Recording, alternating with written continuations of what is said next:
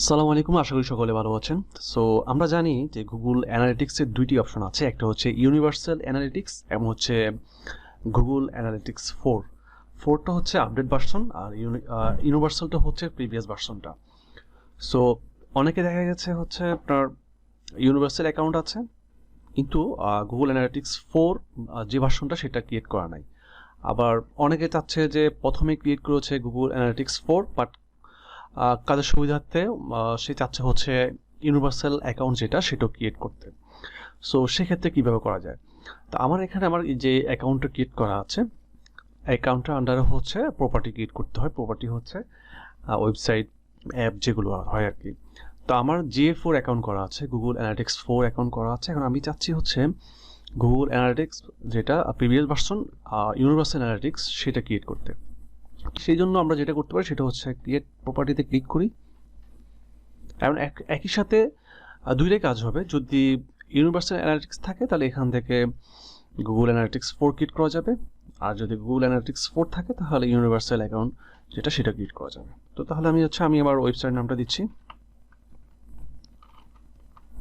And then দিচ্ছি হচ্ছে এটা বাংলাদেশ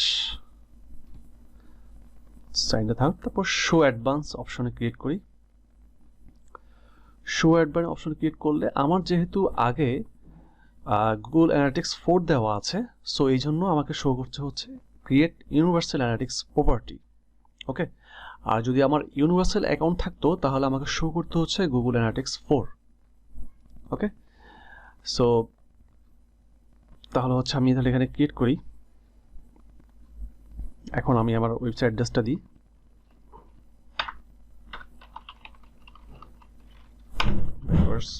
.com।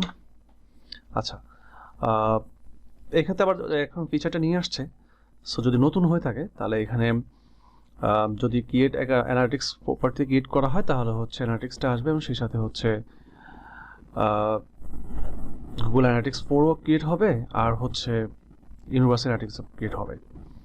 তো এখানে যদি ক্লিক করি তার দুইটাই ক্রিয়েট হবে। আর যদি আমি এখানে ক্লিক করি তাহলে হচ্ছে আমার যেহেতু অ্যানালিটিক্স 4 দেওয়া আছে, সো আমি শুধু অ্যানালিটিক্স 4টা ক্লিক করতে চাচ্ছি। আমি যেখানে এখানে ক্লিক করলাম, আর যারা নতুন তারা হচ্ছে এখানে বোতে ক্লিক করবেন, তাহলে হয়ে যাবে। সো তার মোটামুটি এটা রেডি, আর কিছু নাই এখানে, যেহেতু create universal analytics property only. তাহলে এটা নেক্সট বাটনে ক্লিক করলাম।